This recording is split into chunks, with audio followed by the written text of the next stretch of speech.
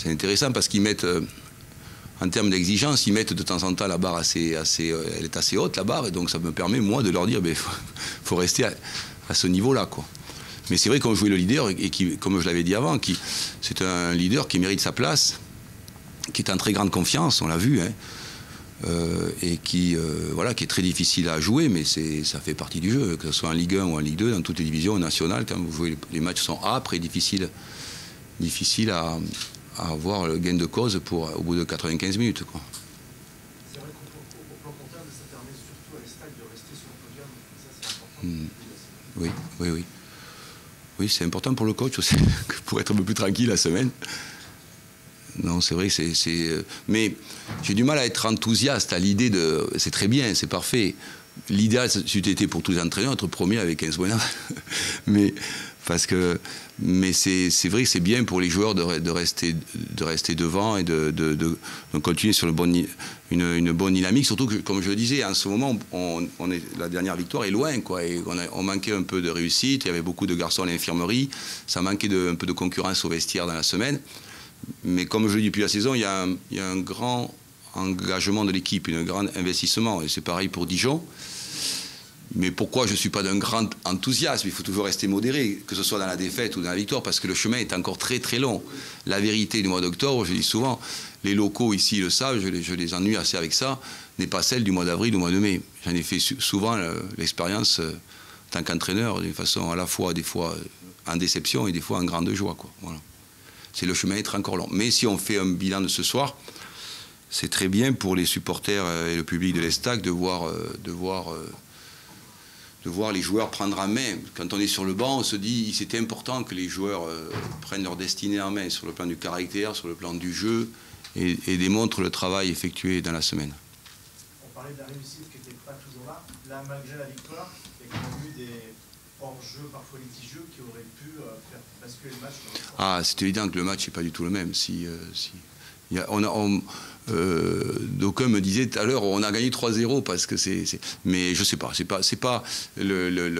qui est important, c'est que les garçons aussi sont allés chercher des ressources, alors que c'est vrai que la domination de la première mi-temps avait été conclue par un but, et c'était vraiment intéressant que ça reste comme ça, parce que ça change la physionomie, ça remet en confiance notre groupe, parce que ce groupe a besoin à domicile de marquer vite, parce qu'on n'y arrive pas depuis très très longtemps, et donc c'est vrai que ça a changé totalement le scénario de la rencontre, mais à la fin il y a une très grande solidarité des deux côtés, des deux gardiens qui ont vraiment brillé, et Denis a retardé l'échéance à 2 ou 3 reprises, mais je pense que c'est quand même ce soir il y a une justice, parce qu'on a eu de très nombreuses occasions et très peu d'opportunités pendant 1 heure de l'adversaire. Les opportunités étaient plutôt vers la fin du match, parce qu'on manque un peu on manque un peu de confiance, parce que la dernière victoire est loin, et une équipe a besoin, quand elle a des victoires, elle aurait mieux maîtrisé leur 1-0, quoi.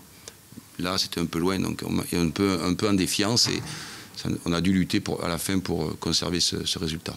Voilà, mais c'était quand même, je pense, pour tout le monde, un match de Ligue 2 intéressant. C'est ce qu'on souhaite aussi, qu'il y ait des matchs intéressants. On souhaite les gagner, oui, toujours, mais il faut quand même prendre un peu plus de recul et de hauteur, et pour voir qu'il y ait du spectacle, quoi, que les gens soient contents de leur après-midi. Là, c'est le cas, quoi, pour les deux publics, quoi, de Dijon et de Troyes. Voilà. C'est bon? Merci.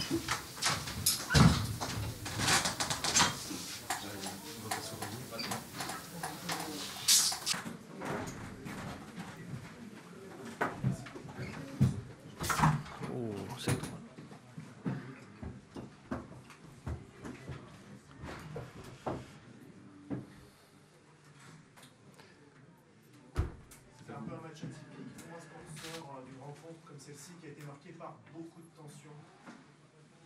Malheureusement, une défaite. Ouais, bah oui, c'est un constat. Il y a eu beaucoup de tension, parce que bon, certainement, c'est un des matchs phares de la saison, donc c'était intéressant. Il y avait un peu plus d'engagement.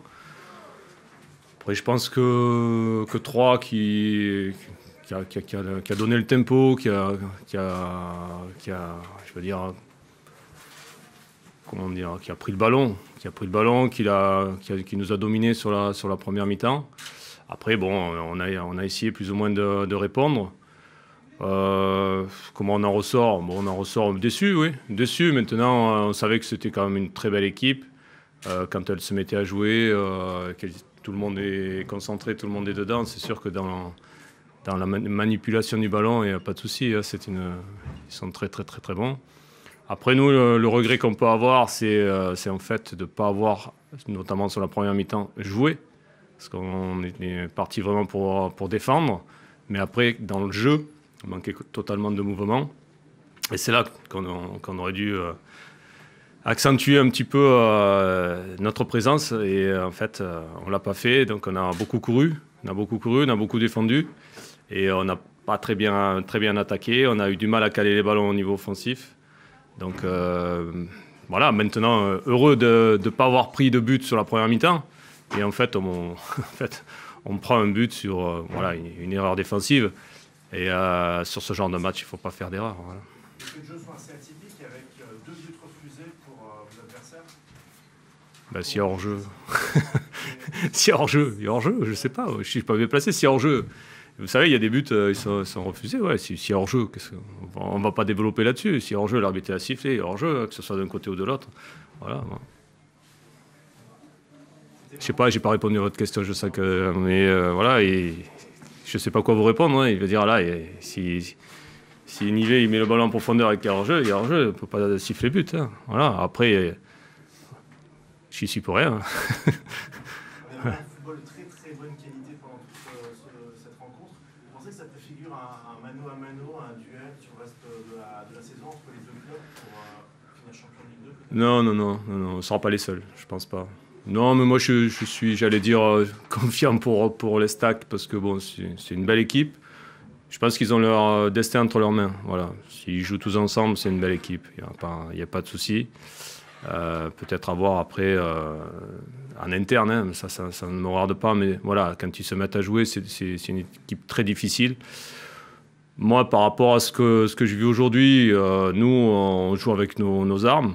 Ouais, nos armes, c'est la solidarité déjà. On est très, très solide là-dessus. Après, voilà, nous, on sait qu'on a encore besoin de progresser. Ce genre de match-là, il m'intéresse parce que, en fait, derrière, je peux travailler avec mon équipe et il y a plein de points de progression, notamment sur cette conservation de balles, ces petites erreurs qui, chaque fois, nous font qu'il faut qu'on reparte et récupérer ce ballon.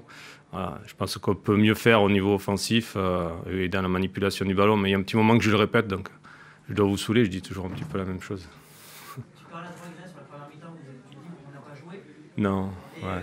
sur la deuxième, finalement, il y a des règles aussi, parce que finalement, c'est là où vous vous mettez à jouer, c'est quasiment dans votre temps fort. Oui, tout à fait, c'est sur un temps fort. C'est paradoxal comme situation. Oui, mais c'est-à-dire que là, il ne faut pas faire d'erreur. Là, tu ne peux pas hésiter.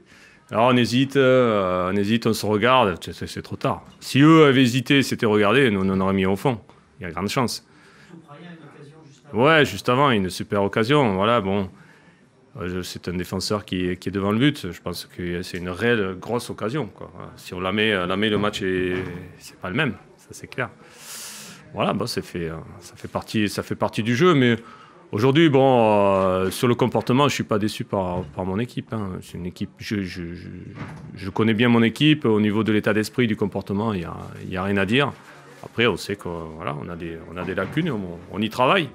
J'ai l'impression qu'on progresse un peu plus que les saisons auparavant. Tu parlais de points, tu dis que ce type de rencontre est toujours intéressant, il y a toujours des choses à retirer. Tout à fait. Qu'est-ce que tu retires de ce match? Ah ben là, déjà, la première chose, c'est ce que je te disais avant. Sur ce genre de match, tu sais que tu n'as pas le droit à l'erreur. Voilà, tu ne fais pas d'erreur sur un gros match comme ça, parce que ça se joue sur un 0, ça se joue sur un petit détail. Derrière, après, la deuxième leçon à apprendre, c'est que c'est bien de défendre, mais il faut que tu sois capable de conserver ce ballon. Ce qu'on n'a pas fait du tout, notamment sur la première, on l'a fait un peu plus sur la deuxième. Et on s'est aperçu que dès qu'on enchaînait 2-3 passes, ben ça s'ouvrait, il y avait des choses à faire. Voilà. Maintenant, après, on a besoin d'être un peu plus adroit aussi dans la manipulation du ballon.